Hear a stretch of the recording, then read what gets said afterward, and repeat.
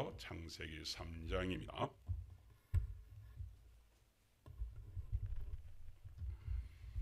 자, 우리 한 절 말씀 다들 같이 합독을 할까요? 같이 합니다. 시작. 여호와 하나님이 아담과 그의 아내를 위하여 가죽옷을 지어 입히시니라. 한 번 더요. 한 번 더. 창세기 3장 21절입니다. 시작. 여호와 하나님이 아담과 그의 아내를 위하여 가죽옷을 지어 입히시니라. 아멘. 오늘 본문의 말씀으로 함께 귀한 말씀의 시간이 시작되었으면 좋겠습니다. 아이가 건강하게 자라려고 하면은 제일 먼저 무엇보다도 옷이 초라든지 어떠든지 상관없습니다. 아이는 엄마의 젖을 잘 먹어야 그 다음부터 건강을 챙길 수가 있습니다. 성도들이 건강해지려고 하면은 다른 무엇으로도 이렇게 챙길 수 있습니다만은 다른 것으로는 모양은 꾸밀 수 있습니다만은 건강을 찾을 수는 없습니다. 건강에는 오직 엄마의 젖과도 같던 하나님의 말씀 속에서 그 영양을 보충받아야 될 줄 믿습니다. 그래서 우리 성도님들이 시간에 제가 지나가면서 먼저 말씀을 드리고 싶은 것은 목사는 말씀을 증거하잖아요. 물론 하나님의 말씀을 증거하는 입장에서 그냥 하나님 말씀을 증거하는 것으로 만족하면 되는데, 그래도 목사도 사람이다 보니까 우리 성도님들이 이렇게 말씀의 반응을 어떻게 보이냐에 따라서 설교에 있어서 힘이 더 될 때도 있고 어떨 때는 이렇게 착 가라앉을 때도 있습니다. 그 중에 한 가지가 우리 성도님들이 이렇게 이쪽을 쳐다봤을 때에, 이쪽을 가운데를 쳐다봤을 때에, 또 이렇게 성도님들을 쳐다볼 때에 성도님들이 우리 민자가 지금 목사님을 탁 쳐다보고 있는데, 저런 쳐다보는 저 아름다운 눈빛을 우리 성도님들이 모두 다 이렇게 저를 향하고 있을 때 어디를 보든지 누구를 보든지 간에 성도님들이 목사에게 이렇게 집중을 하고 있고, 말씀에 사실은 목사보다도 하나님의 말씀에 이렇게 집중을 하고 갈망을 하고 있구나라고 하는 것이 눈에 보이면 훨씬 더 힘이 납니다. 우리 성도님들이 그렇게 목사를 도울 수 있기를 축복합니다. 그게 또한 우리 성도님들이 살아나는 길입니다. 말씀을 사모함으로, 그리고 조금은 말씀을 들으시면서 너무 인상을 탁 써가지고서 어떡하나 이렇게 보지 마시고 약간은 미소를 머금고 쳐다봐 주시면 훨씬 더 목사가 힘을 낼 줄 믿습니다. 할렐루야. 네. 더 늦기 전에 꼭 해야 할 42가지, 이태코 선생님이 이 책을 쓰셨는데요. 더 늦기 전에 꼭 해야 할 42가지. 여러분은 어떻게 생각하십니까? 더 늦기 전에 꼭 해야 될 42가지. 그게 42가지나 있대요. 믿음으로 그 모습들을, 그 속에 있는 내용 중에 하나를 여러분들한테 소개를 하고자 합니다. 한 지혜로운 스승의 집에 제자가 이제 찾아온 거예요. 근데 전에 보지 못하던 아주 그 주발이, 이렇게 그냥 평범 주발이 아니라 아주 그 그릇이 귀한 아주 값진 그릇이 하나 있는 거예요. 스승의 집에 평상시에 없던 것이라서 물었습니다. 선생님, 이 그릇이 웬 그릇입니까? 라고 물으니까 선생님이 이야기합니다. 지난 주간에 어떤 거지가 이렇게 거기에서 밥 구걸을 하고 밥을 먹다가, 그리고 밥을 먹고 나서 그렇게 지냈는데 그 사람이 죽었어. 그래서 그 밥그릇을, 그러니까 그 거린의 밥통이죠. 그 거린의 밥통을 그렇게 해가지고서 사람들이 버리려고 하는 걸 내가 주워놨네, 그런 거죠. 근데 보니까 너무 귀한 거예요. 그래서 아니, 이런 귀한 것을 그 거지가 이렇게 가지고 있었다고요? 라고 다시 묻습니다. 글쎄 말이야, 그랬다네. 그러면은 이거는 거지가 그냥 그 하는 것보다도 그렇게 국을 해가지고서 밥을 이렇게 먹는 그릇으로 쓰기보다는 차라리 이것을 팔아가지고서 이것을 더 값지게 이렇게 쓰고 자기도 부유하게 살았으면 훨씬 더 좋았겠는데, 왜 그것을 그 거지는 그렇게 밥통으로 썼다는가요? 글쎄 왜 그랬을까요, 여러분? 선생님이 이렇게 얘기를 하더라는 것입니다. 그 거지는 할 생각을 하지 못했다. 왜요? 그 밥통이 그렇게 값진 것이라는 것을 생각도 못했을 뿐더러 이 밥통이 없으면 이것이 누구는 그랬지 않겠 이 값을 이 값을 좀 쳐줄 테니까 이거 좀 팔아 그랬지 않겠습니까? 그런데도 불구하고 팔지 않았다. 왜? 요 밥통을 가지고서 밥을 해 먹어야 되니까, 밥을 얻어 먹어야 될 그릇이니까. 이 그릇이 없으면 큰일 날 것이라고 생각하면서 오로지 뭐에만 씁니까? 거지. 그 거린으로서 밥국을 할 때, 그리고 그 밥을 받는 데에만 썼다는 것이지요. 어떤 면에서는 아이고 그런 바보가 어딨어, 그렇습니까? 사실은 그런 모습이 우리 인생의 모습인지도 모릅니다. 오늘 우리는 에덴 동산에서 한 모습을 저들에게 찾아보게 됩니다. 여러분, 하나님께서 지난 시간에 우리 말씀을 같이 나누었지 않습니까? 하나님께서 우리를요 어떻게 만들었다고요? 우리가 특별하게 만들어진 존재가 저와 여러분이란 사실을 다시 한 번 더 기억할 수 있었으면 좋겠습니다. 특별하게 만들고, 어떻게 특별하게 만들었습니까? 예, 짐승들은, 이 땅에 있는 짐승들은 그냥 아무것도 없이, 감사하게도 비가 이렇게 뭐 확 쏟아지네. 이제 불 다 꺼졌겠네.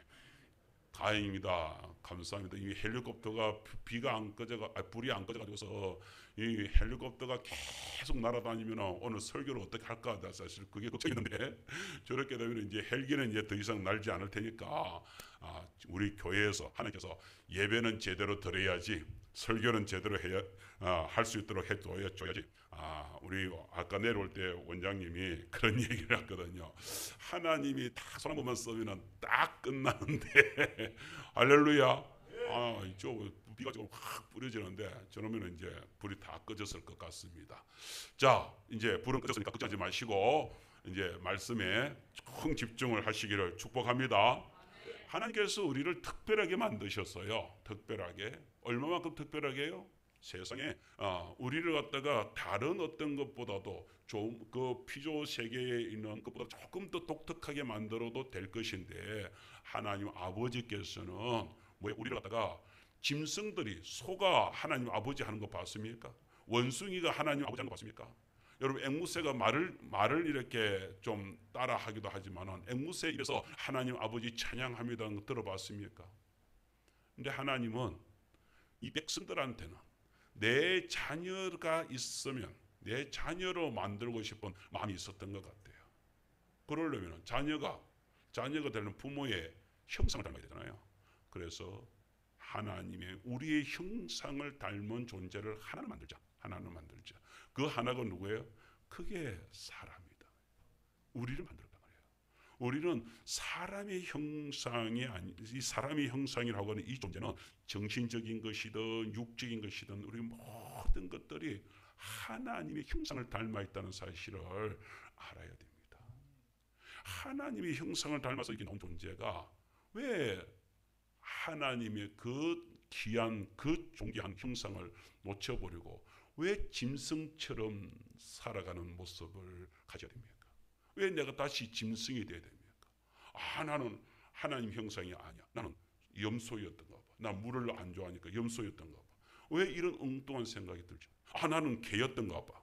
왜 그렇게 하면서 멍멍거리면서, 심지어 그 축제 보면은 사람들이 막 기어다니고 토끼 사냥 그거 모양을 하고 염소 모양을 하고 그러면서 기어다니고 울매거리고, 아니 사람인데 왜 그러세요? 나는 염소야.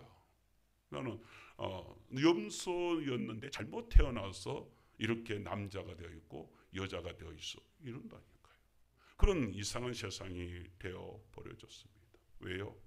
여러분, 아까 그 거지가요, 그 자기 밥통이 정말 그렇게 값진 것인 줄 알았으면 그것을 팔아가지고서 인생을 바꾸었으면 되는데, 그 밥 주고 그 밥통은 오로지 얻어먹는 밥통으로만 쓴다는 그 생각을 버리지 못하니까 아무것도 안 되는 거죠.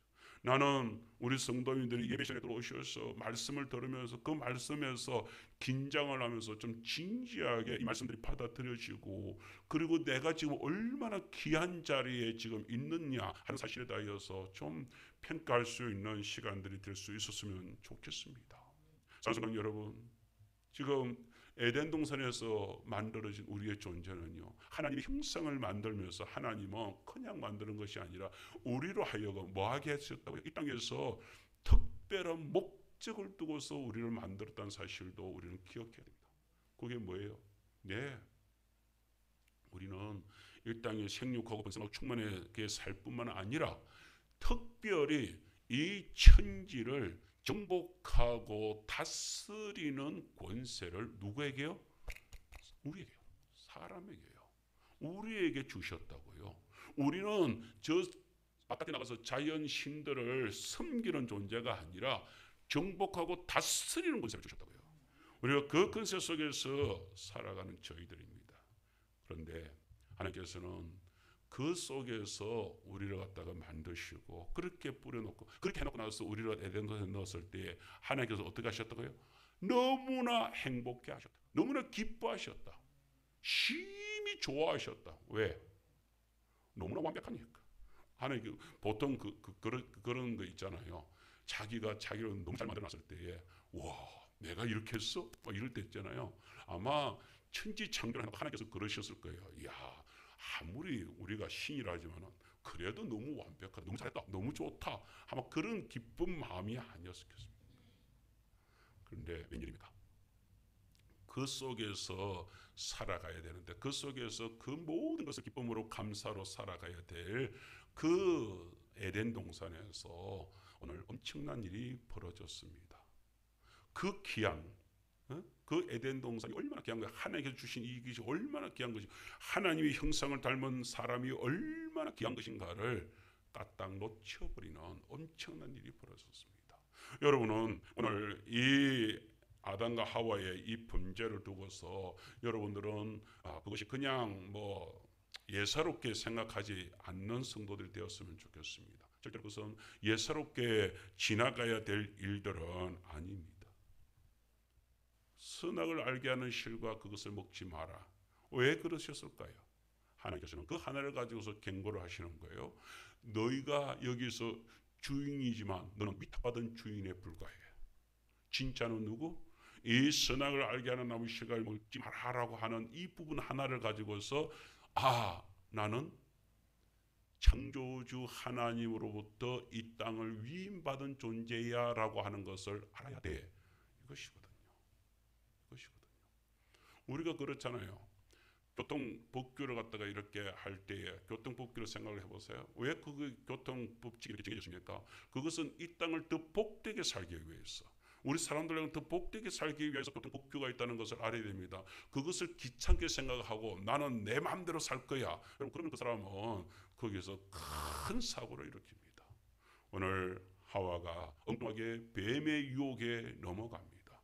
그래서 그 선악을 알게 하는 실과를 따먹어버리는 그런 엄청난 일이 벌어지게 되어졌습니다. 그래서 하나님께서 오셨습니다. 하나님께서 오셔서 저희한테 그 사실에 대하여서 이렇게 말씀을 해주기를 시작을 합니다. 그 범죄한 이들한테 하나님께서는 심판의 경고를 내려줍니다. 뱀이 여러분 원래는 뱀은 간교하다 그랬습니다. 아주 이쁘고 이렇게 애교 많은 그런 존재였다고요. 근데 그 뱀한테 배로 길게 기게 만들어버리는 그 아주 사람들을 하여금 정류를 일으키게 하는, 진지하게 하는 뱀을 형태를 만들어 쳐줍니다. 여러분 여러분 원래는 하나님께서 우리한테 잉태를 주고 그렇게 생기 번성 충만할 때에 여러분 하나님께서는 우리 속에서요 그 여인은 그 잉태되는 것이 행복이었고요 그 출산이 행복으로 되게끔 만들었을 것 같습니다. 그런데 그게 뭘 돼요? 고통을 더한다. 사실은 고통은 지금 우리가 여인들의 그 출산하는 고통, 잉태하는 고통은요 사실은 이 죄의 결과로 나타나는 사실은 불행이라는 것입니다. 정복하고 다스리기 위한 남자가 그러기 위해서는 바깥에 나가서 일도 해야 되고 그렇게 해야 될 것이잖아요. 그리고 저들어가다 다 다스리기 위해서 얼마나 땀을 흘려야 되겠습니까? 그러나 그 노동은 얼마나 신성한 것이요, 얼마나 기쁨이요, 얼마나 즐거움이었겠습니까? 행복이었을 것입니다. 그런데 뭐예요? 그리고 땅은 그에 따라서 복에 복이 되어 가지고서 그 아담과 하와가 그렇게 읽을 때마다, 사람 읽을 때마다 그 땅에서는 모든 복된 것들이 다 쏟아져 나오게끔 그렇게 만들어졌습니다. 그런데 사람이 죄를 지었습니다. 땅이 저주를 받습니다. 자연인 저주를 받습니다. 사람이 아무리 그렇게 읽어내려고 해도 땅은 은근키를 내고 가시덤불을 내고 계속해서 땅은 황폐하고 있습니다. 사람은요, 그 속에서 이제는 그것이 기쁨과 감사가 있는 것이 아니라 그 노동 속에서요, 얼마나 하는 중노동의 고통 속에서 이제는 즐거움과 행복보다는 그 고통 속에 들어가게 되는 것입니다. 하나님께서는 그 모든 징벌을 그리고서 이제 에덴 동산에서 내쫓아야 될 상황이 왔습니다. 하나님은 그렇게 해서 이제 너희들 나와 끝이야 라고 내보내려고 하는 순간에 하나님께서는 멈추었습니다. 1번을 보세요. 왜 하나님께서는 이 속에서 이상한 하나님의 사랑, 정말로 우리가 생각하기에 상상할 수도 없는 놀라운 사랑을 이 장면에서 나타내어 주십니다. 여러분 한번 읽어볼까요? 시작. 덮어주는 사랑의 가죽옷입니다. 한 번 더 다 같이 시작. 덮어주는 사랑의 가죽옷입니다. 덮어주는 사랑의 가죽옷을 우리에게 준비해 주십니다. 오늘 아마 이번 주 다음 주 해가지고 한 3주 정도에 걸쳐서 이번 3월달 정도 속에서 계속해서 이 가죽옷에 대하여서 저희들이 좀 생각을 해보려고 합니다. 지금 사순절 기간이 지나가고 있잖아요. 이 기간 속에서 정말로 이 가죽옷이 주는 의미가 뭔지를 우리가 제대로 알고 그리고 나서 정말 그 십자가의 사랑으로 이 하나님의 사랑을 이렇게 우리가 알아갔으면 좋겠습니다. 그래서 오늘 첫 번째 저희들이 같이 나누면서 덮어주는 사랑, 그 사랑의 가죽옷이라는 사실에 대하여서 다시 한 번 더 기억을 했으면 좋겠습니다. 본문 말씀을 한 번 더 읽으면서 우리가 시작하겠습니다. 시작. 여호와 하나님이 아담과 그의 아내를 위하여 가죽옷을 지어 입히시니라. 하나님께서 정말로 한번 생각을 해보세요. 제가 이 땅 위에 들어오게 되면서 우리가 3장에 나타나고 있는 우리가 그것을 일일이 구절을 다 들추어내지 않겠습니다만은 한번 생각을 해보세요. 제가 딱 들어오니까 제일 먼저 아담과 하와가 한 일이 뭔지 아세요? 뭔지 아세요? 여러분, 속에서 부끄러움이 생겨졌습니다. 수치스러움이 생겨졌습니다. 그리고 갑자기 하나님에 대한 두려움이 생겨졌습니다. 여러분, 죄가 들어오기 전에는 결탄코 있을 수 없었던, 여러분, 아담과 하와가 벌거벗은 자기 몸뚱아리가 그것이 부끄럽다고요? 여러분, 그렇게 생각하면 안 됩니다. 에덴 동산에서는 원래 벌거벗고 살았습니다. 그 부부잖아요. 하나님 앞이잖아요. 얼마든지 그렇게 살아도 상관없는 존재였습니다. 그런데 뭐예요? 죄가 들어왔습니다. 수치가 들어오니까 그 수치를 가려야 될 일들이 벌어지게 되어진 것입니다. 그 두려움이 찾아오니까 그 두려움을 가려야 될 일들이 생겨졌다는 것입니다. 여러분, 정말 그렇지 않습니까? 그런데 그런 가운데서 하나님께서 찾아오십니다. 어디 있느냐? 어디 있느냐? 그래서 하나님께서 어서 보니까 아담과 하와가 어떻게 하고 있어요? 그 무화과 나뭇잎으로 그렇게 무엇을 가린답시고 그렇게 가리고 있습니다. 그것을 벗어 제끼고 거기에 뭘 줘요? 하나님께서 가죽옷을 입히는 상황이 나옵니다. 2번입니다. 그 부분은 하나님께서 우리에게 주시는 것은 덜추는 사랑이 있으며 덮어주는 사랑이 있다는 사실을 우리한테 알게 해줍니다. 자, 잠언서 17장 9절 말씀 다 같이 한번 읽습니다. 시작. 허물을 덮어주는 자는 사랑을 구하는 자요, 그것을 거듭 말하는 자는 친한 것을 이간하는 자니라. 여러분, 사람이 모이면 이상하게 그 속에서 꼭 두 종류가 있습니다. 어떤 사람은 마을의 해관에서 모여도 여러분 그런 사람들 없습니까? 꼭 그 집에 있어서 험담을 하는 사람들이 있습니다. 꼭 그게 뭐 자식들이 뭐니 남편이 어떠니 그 아내가 어떠니 떨쳐내는 사람들이 있습니다. 또 어떤 사람들은 그 속에서 그 모든 것을 덮어주는 사람들이 있습니다. 여러분 노아 홍수를 알지 않습니까? 노아 홍수 때에 노아 홍수가 끝나고 나서 8식구가 이제 내려왔습니다. 그리고 땅에 이제 그 농사를 짓습니다. 그런데 농사를 지었는데 포도 농사를 형들한테 이제 막 얘기를 합니다. 아버지를 돕니다. 어렸을 때는 겨울이 되면은 이렇게 저희들 뭐 요즘에는 개간을 이렇게 딱 해가지고 정리가 되어 있지만 옛날에는 막